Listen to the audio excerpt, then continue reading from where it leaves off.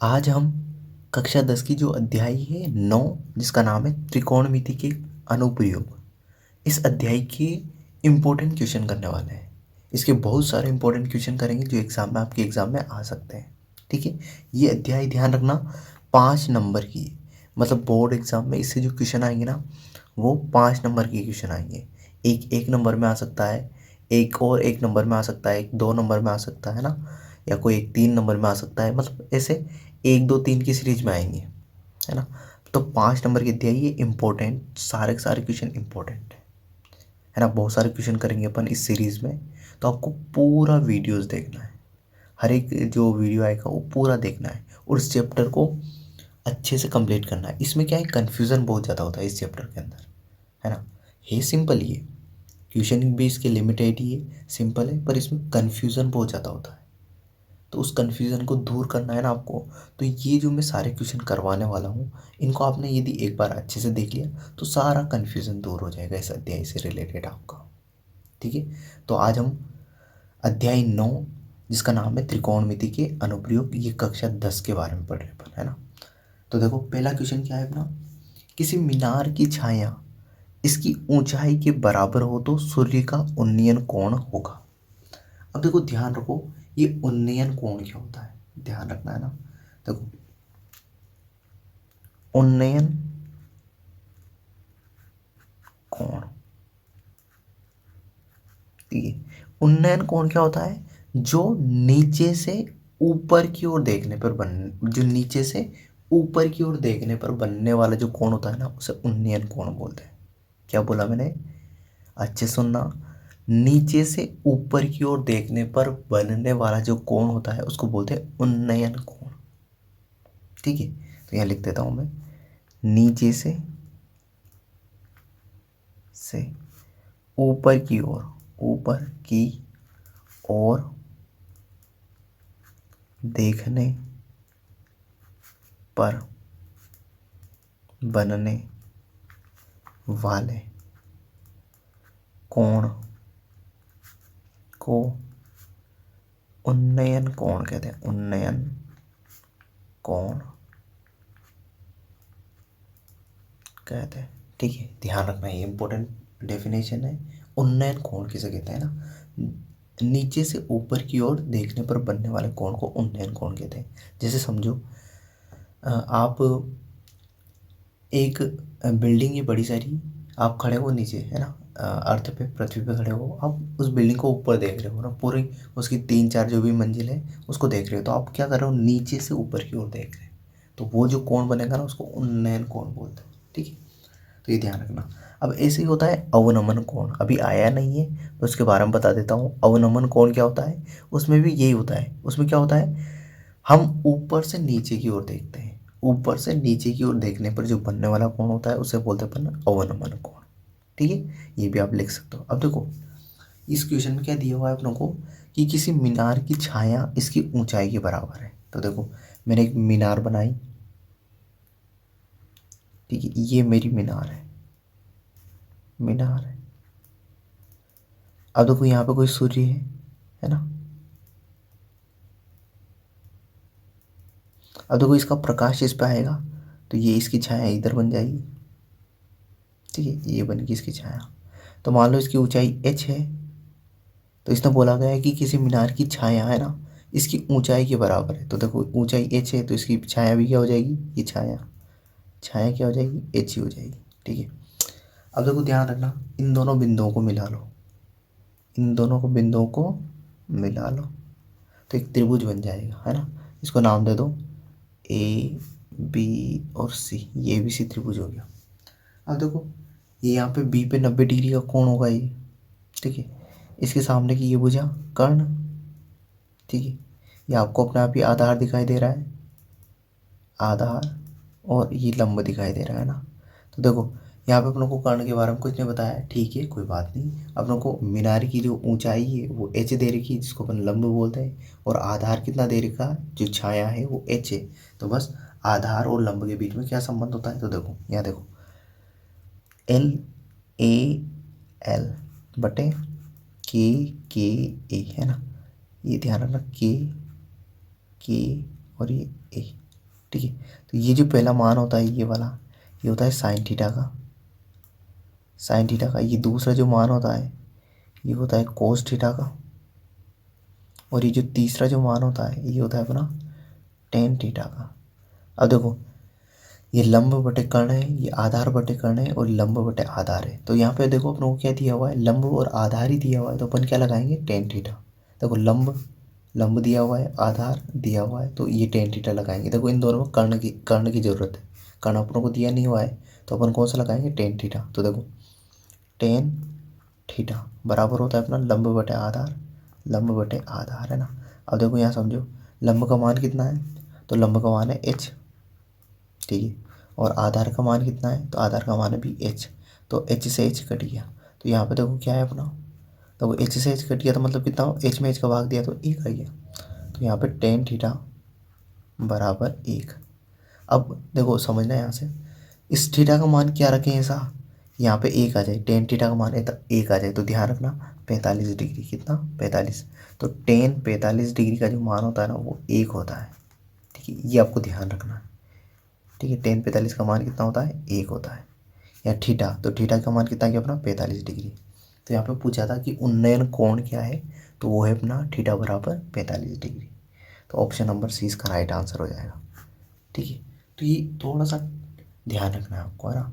वो सारणी आने की, आपको sine theta cos tan theta की है ना, वो सारणी आनी चाहिए। वैसे मैं उसके बारे में बता चुका हूँ पहले ही, पर यहाँ पे ध्यान रख लेना, यदि नहीं आती तो टेन, ये एक कब मान आएगा, तो 45 डिग्री पे। यहाँ पे टेन थीटा के मान ज़्यादा यूज़ होंगे ना, तो टेन 45 का आपको मान याद रखना है, एक होता है, या ऐसे दे देना टेन थीटा बराबर एक, तो थीटा का मान कितना होता है 45। ये आपको ऐसे ही रटना है, कैसे भी करना है, पर याद करना है, ठीक है। अब देखो पहला क्वेश्चन मैंने अच्छे समझा दिया, अब अगले क्वेश्चन पे चलते हैं अपन, ठीक है। तो देखो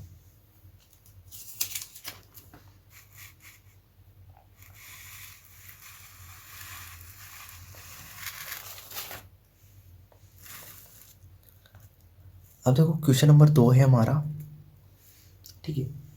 क्वेश्चन नंबर 2 में बताया गया है कि 6 मीटर ऊंचे एक खंबे की छाया। अब अपनों को एक खंबा दिया हुआ है, बना लेते हैं खंबा। देखो ये मैंने एक खंबा बनाया, ये खंबा है अपना, ठीक है। इसकी जो खंबे की 6 मीटर ऊंचा है, मतलब ऊंचाई दे दी इसकी 6 मीटर, ठीक है। ये ऊंचाई है ना, हाइट दे दी, ठीक है। 6 मीटर ऊंचा एक खंबा है, ठीक है। 6 मीटर ऊंचा खंबा, ऊंचा खंबा, ठीक है, लिख दिया उन्होंने। अब इसकी जो छाया है, देखो यहाँ सूर्य बना हुआ है, बस बना नहीं हुआ है, मतलब है, ठीक है। इसकी प्रकाश इधर गिरेगा तो इसकी छाया इधर बन जाएगी। तो इसकी छाया जो है वो उसकी जो लंबाई को दे रखी है 2√3 है ना, 2√3 मीटर, ठीक है। तो इसको थोड़ा सा और बड़ा बना देते हैं, ऐसा करते हैं, यहाँ तक बना देते हैं इसको ना, यहाँ तक बना दिया थोड़ा बड़ा, ठीक है, बड़ा बना दिया मैंने, क्योंकि है ना, कोई नहीं, छोटा बना लो बड़ा बना लो, वैसे ये 6 मीटर बड़ा है तो ये थोड़ा सा बड़ा बना दिया था मैंने, तो उसको बड़ा बना दिया, कोई बात नहीं है ना। अब देखो, अब ये अपनों को छाया दे दी, ये छाया है, छाया है, ये ऊंचा खंबा दे दिया अपनों को। अब देखो क्या करेंगे, इसको इससे मिला दिया, ठीक है। अब देखो ये ए मान लो, इसको बी मान लो, और इसको सी। अब देखो ये 6 मीटर है ना, यहाँ से यहाँ तक ये पूरा है ना, ध्यान रखना, ये यहाँ से यहाँ तक ये पूरी जो ऊंचाई है ये 6 मीटर है, और यहाँ से यहाँ तक की दूरी कितनी है, 20 से तक की 2√3। अब देखो ये 90 डिग्री का कोण है, ठीक है। इसके जो सामने की भुजा, ये कर्ण है, ये अपना है ऊंचाई, लंब है ये, ठीक है। और ये है अपना आधार, ठीक है। तो अब देखो अपनों को क्या याद करना है, 6 मीटर ऊंचे खंबे की छाया 2√3 मीटर लंबी हो तो सूर्य का उन्नतांश, उन्नतांश कोण ज्ञात कीजिए। उन्नतांश कोण का मतलब ही होता है उन्नयन कोण। देखो उन्नतांश, इसको ध्यान रखना, उन्नयन कोण की बात कर रहा है, उन्नयन, उन्नयन कोण, ठीक है। उन्नतांश कोण का मतलब क्या होता है, उन्नयन कोण, ठीक है। अब देखो मैंने अभी आपको थोड़ी देर पहले बताया है उन्नयन कोण क्या होता है, जो नीचे से ऊपर की ओर देखने पर बनने वाला जो कोण होता है उसको बोलते हैं उन्नयन कोण, ठीक है। अब देखो इसको करते हैं अपन, तो देखो मैंने आपको बताया अभी कि LAL बटे KKA है ना। अब देखो यहाँ पे क्या क्या दिया हुआ है अपने को, लंब दिया हुआ है 6 मीटर और आधार दिया हुआ है 2√3। तो लंब बटे आधार किस में संबंध होता है, ये टेन थीटा में होता है लंब बटे आधार। तो देखो यहाँ लगा दूंगा मैं टेन थीटा बराबर हो जाएगा लंब बटे आधार। ठीक है, तो देखो लंब का मान कितना है 6 और आधार का मान कितना है 2√3। ठीक है, तो अब देखो काट रहा हूँ मैं, है ना, 2 एकम 2 और 2 दिया 6, तो ये आ गया अपना, इधर ही लिख देता हूँ 3/√3। अब देखो ये अंश होता है, ये हर है अपना, है ना। हर में अपरिमेय संख्या है तो इसको परिमेय संख्या बना लेते हैं। हर का क्या कर दिया, परिमेयकरण कर दिया मैंने। तो हर में क्या है, अपरिमेय संख्या है, तो इसको क्या कर देंगे, परिमेय संख्या बना देंगे। तो मैंने ऊपर नीचे √3 से गुणा कर दिया, ऊपर भी √3 से और नीचे भी √3 से। तो देखो ये क्या हो जाएगा, ऊपर गुणा किया ऊपर वाली संख्या से, तो आ जाएगा 3√3 और √3 को √3 से गुणा करूँगा तो ये कितना आ जाएगा 3। ध्यान रखना, देखो यहाँ बता देता हूँ मैं, √3 को गुणा करेंगे √3 से तो ये आएगा √9 और √9 का मान कितना होता है 3 होता है, ये ध्यान रखना आपको। ठीक है, √9 का मान कितना होता है 3। अब देखो इस 3 में 3 एकम 3, 3 एकम 3, 3 से 3 कट गया तो अपना देखो क्या आया टेन थीटा बराबर √3 आ गया अपना। ध्यान रखना थीटा का मान जब 60 डिग्री होता है तब 60 डिग्री का जो मान होता है वो कितना होता है √3 होता है। ठीक है, तो यहाँ पे थीटा का मान कितना गया अपना 60 डिग्री। तो उन्नतांश कोण का मान कितना है 60 डिग्री। ऑप्शन नंबर ए अपना राइट आंसर हो गया इसका। आई होप ये दोनों क्वेश्चन आपको अच्छे से समझ में आ गए होंगे। तो ये ध्यान रखना है, अपनों ने 2 चीज़ें ध्यान रखने की बोला है मैंने, एक तो tan 45 का मान 1 होता है और एक tan 60 डिग्री का मान कितना होता है √3। ठीक है, यहाँ पे ऐसे बोलता है आपको tan थीटा बराबर √3, तो आपको ये पता चल जाना चाहिए कि थीटा का मान कितना है 60 डिग्री। तो आई होप ये दोनों क्वेश्चन आपको अच्छे समझ में आ गए होंगे। अब क्वेश्चन नंबर 3 पर चलते हैं अपन। क्वेश्चन नंबर 3 है हमारा, देखो क्वेश्चन नंबर 3 में क्या दिया हुआ है, एक सीधी खड़ी छड़ी की लंबाई और उसकी परछाया है ना में √3:1 का अनुपात है। ठीक है, तो देखो यहाँ पे क्या बोला गया है अपने को अच्छे से समझते हैं। एक सीधी खड़ी छड़ है, देखो छड़ की लंबाई, ये लिखा मैंने छड़ की लंबाई, देखो छड़ की लंबाई और उसकी परछाई, इन दोनों में जो अनुपात दे रखा है वो दे रखा है √3:1 दे रखा है। ठीक है, √3:1 दे रखा है। तो इस अनुपात को मैंने संख्याओं में बदल लिया, तो इसको ऐसे बदल लेंगे √3x और ये हो जाएगा 1x हो जाएगा। मैंने x और लगा दिया, तो छड़ की जो लंबाई है वो आएगी अपनी √3x और परछाई की आएगी उसकी x आएगी, 1x आएगी। मैंने कुछ नहीं किया, बस इसको भी √3 को भी x से गुणा कर दिया, 1 को भी x से गुणा कर दिया, तो ये अनुपात था, तो ये क्या बन गई, अब इसकी लंबाई बन गई है।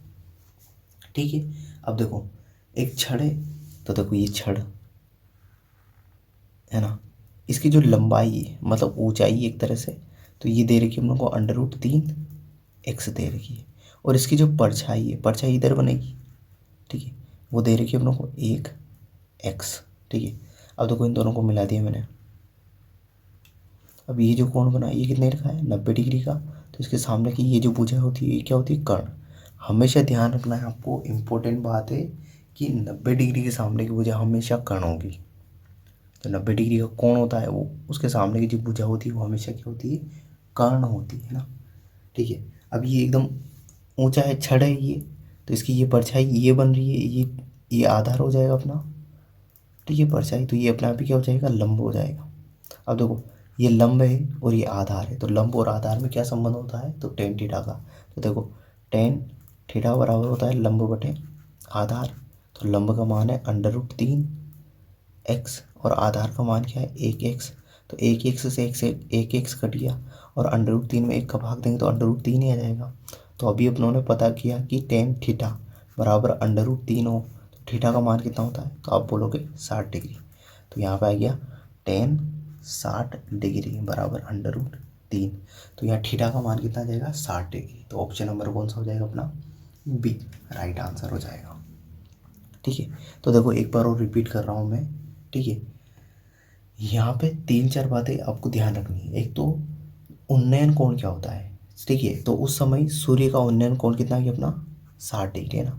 उन्नयन कोण क्या होता है, उन्नयन जो नीचे से ऊपर की ओर देखने पर बनने वाला जो कोण होता है उसको उन्नयन कोण बोलते हैं। अवनमन कोण क्या होता है, अवनमन कोण होता है जो ऊपर से नीचे की ओर देखने पर बनने वाले कोण अवनमन कोण कहते हैं। उन्नतांश कोण क्या होता है, तो उन्नतांश कोण उन्नयन कोण को ही कहते हैं। उन्नतांश कोण किसको बोलते हैं अपन, उन्नयन कोण को कहते हैं। और अगला पॉइंट 90 डिग्री के सामने की भुजा हमेशा क्या होती है, कर्ण होती है। 90 डिग्री के सामने की जो भुजा होती है हमेशा वो क्या होती है, कर्ण होती है। ठीक है, ये पॉइंट और आगे और भी कुछ पॉइंट है जो आपको जैसे जैसे क्वेश्चन आएंगे वैसे वैसे समझ में आ जाएगा। ठीक है, तो आई होप ये क्वेश्चन नंबर 3 भी आपको अच्छे समझ में आ गया होगा। अब अपन चलते हैं क्वेश्चन नंबर 4 पे। ठीक है, अब देखो क्वेश्चन नंबर 4 है ये अपना। अब देखो इसमें क्या दे रखा है अपनों को कि यदि किसी वृक्ष की छाया, देखो ये लिखा मैंने वृक्ष की छाया, वृक्ष की छाया उसकी ऊंचाई, तो यहाँ लिखा मैंने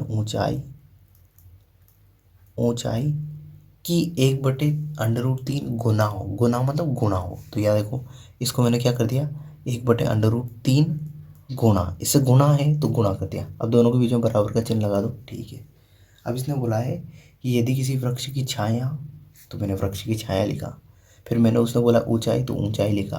फिर 1/3 √3 बोला तो 1/√3 गुना, गुना मतलब गुणा है तो गुणा कर दिया। अब दोनों के बीच में बराबर का चिन्ह लगा दिया। ठीक है, अब देखो यहाँ पे देख रहे हैं ये एक ऊपर है तो ये इसके नीचे आ जाएगा, छाया के इधर नीचे आ जाएगा। तो ये क्या बन जाएगा, वृक्ष की छाया बराबर ऊंचाई, है ना। अब मैंने क्या बोला था, ये एक तो इधर आ गया तो इसके नीचे तो आ गया 1 और इधर नीचे √3 ही था तो √3। तो इसका मतलब ये है कि वृक्ष की जो छाया है वो तो है 1 और ऊंचाई कितनी है √3। ये अपनों को पता चल गया। तो देखो चित्र बना लेते हैं अपन। तो देखो यहाँ चित्र बना रहा हूँ मैं। ठीक है, ये वृक्ष है तो वृक्ष की जो ऊंचाई है वो तो दे रखी है अपनों को √3 और इसकी जो छाया दे रखी है वो कितनी दे रखी है अपनों को 1 दे रखी है। वृक्ष की छाया कितनी है 1। ठीक है, अब देखो इन दोनों को मिला दिया मैंने। तो ये 90 डिग्री का कोण, ये 90 डिग्री के सामने की जो भुजा है वो क्या होती है, हमेशा कर्ण होती है। ये आधार है अपना, आधार का मान 1 है, लंब का मान क्या है अपना √3। तो देखो ये लंब और आधार में संबंध है, और लंब और आधार में संबंध क्या होता है टेन थीटा का। लंब और आधार में संबंध क्या होता है टेन थीटा का। तो देखो टेन थीटा बराबर है अपना लंब बटा आधार। ठीक है, अब देखो टेन थीटा है ना, लंब का मान कितना है √3 तो ये √3 लंब, और आधार का मान कितना है 1 तो 1। तो अपना अब √3 में 1 का भाग देंगे तो क्या आ जाएगा √3 ही आ जाएगा। अब मुझे बताओ टेन थीटा का मान ऐसा क्या रखें कि √3 आ जाए अपना। तो मैंने अभी बताया आपको, है ना, √3 है, ये ध्यान रखना √3। चलो इधर लिख देता हूँ मैं √3। तो थीटा का मान क्या रखें तो 60 डिग्री।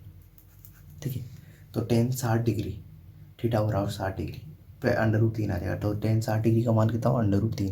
तो यहाँ पे सूर्य का जो उन्नयन कोण पूछा था वो कितना है 60 डिग्री। ऑप्शन नंबर 20 का राइट आंसर हो जाएगा 60 डिग्री। ठीक है, तो सूर्य का उन्नयन कोण आ गया अपना 60 डिग्री।